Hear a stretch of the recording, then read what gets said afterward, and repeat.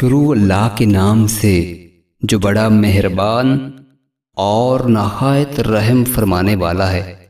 ابو ہریرہ رضی اللہ تعالیٰ عنہ سے مرفوعاً مروی ہے کہ رسول اللہ صلی اللہ علیہ وآلہ وسلم نے فرمایا، اگر میرے پاس احد پہاڑ کے برابر بھی سونا ہو تو مجھے یہ بات پسند ہے کہ میری 3 راتیں نہ گزریں کہ اس میں سے سوائے قرض ادا کرنے کے میرے پاس کچھ بھی ہو۔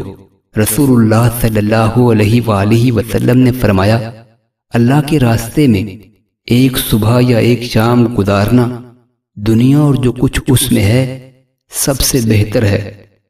حضرت عبداللہ بن عمر رضی اللہ تعالی عنہ سے روایت ہے کہ رسول اللہ صلی اللہ علیہ وآلہ وسلم نے فرمایا، جو 40 دن تک غلہ روک کر رکھے تاکہ قیمت بڑھ جائے تو وہ اللہ سے بری اور اللہ اس سے بری۔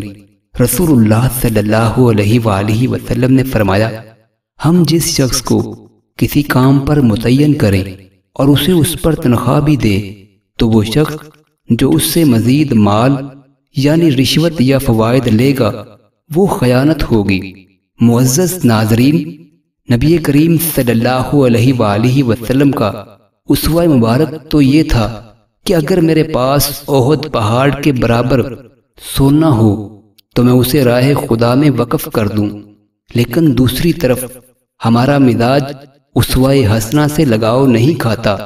آج ہماری اکثریت رشوت ستانی، اقربا پروری، ظلم و جبر اور ذخیرہ اندوزی میں مصروف ہے۔ ملک ایک بڑی آزمائش سے دوچار ہے۔ اللہ تعالی ہمارے حال پر رحم فرمائے اور ہم ایک دوسرے کا دکھ درد بانٹیں اور اس میں پیش رہیں اور نبی کریم صلی اللہ علیہ وآلہ وسلم کی تعلیمات کو مشعل راہ بنائیں۔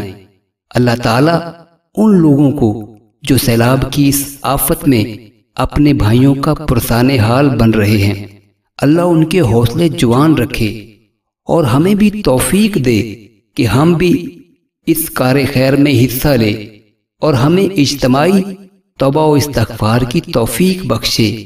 آمین۔